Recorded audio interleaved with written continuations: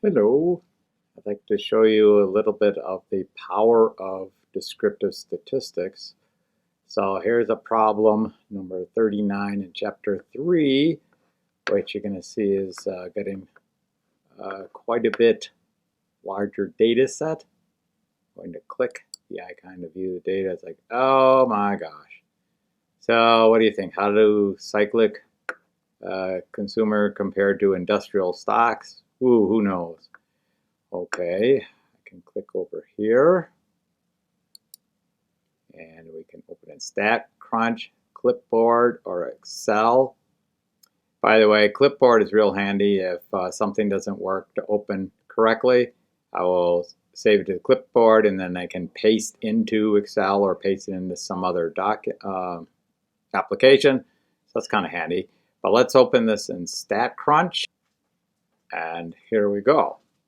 Again, if things don't work, just keep trying, but you'll see we've got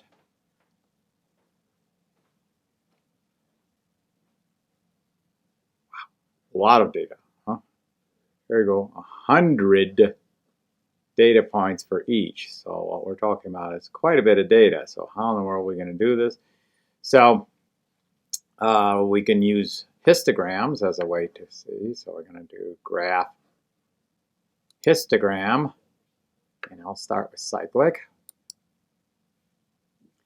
And we want to do relative frequency. Again, this is back on the problem. And it said, have your bin start at -50 and have a width of 10. That's kind of nice because this way the graph will be at least similar to what you're going to see in system. And oops, there we go. And we're going to compute. And there's our graph. If you look closely, this one starts at -40, and the problem starts at -50, but notice that's just nothing there. And this stops at 80, whereas the graph continues on to 150, I believe. So, all right, well, let's go back and say graph histogram. Well, let's do industrial. Again, relative frequency. Start at -50 with a width of 10. And compute. And there we have the second one. I was able to choose the correct one in both cases from these graphs.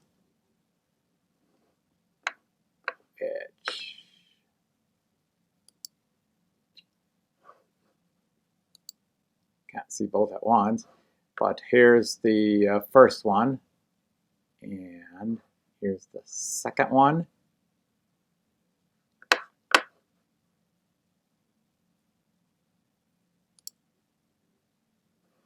All right, now we've got the problem of comparing them, right? We've got this data, but now we're asked to compare. So we can move this guy over here, move this guy over here. Barely fit. But I personally have a little bit of trouble comparing. You know, this thing seems fairly wide, but notice it goes from -50 to 80. This one goes from -50 up to past 100.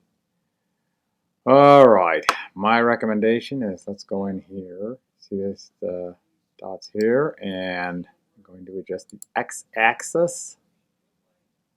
It says maximum 80, so let's try, oh, I don't know, 130.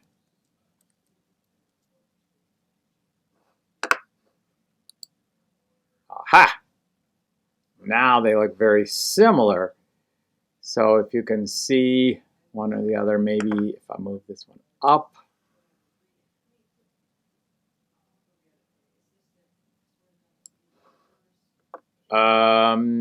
This one looks tighter. It's got less dispersion. This one has data further out on both ends.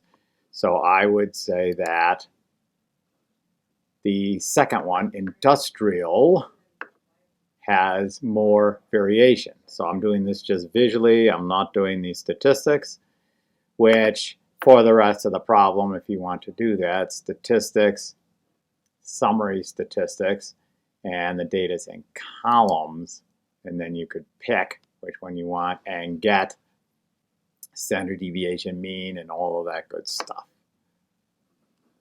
I'm going to cut it off here so I don't end up talking too long. So that's it for now.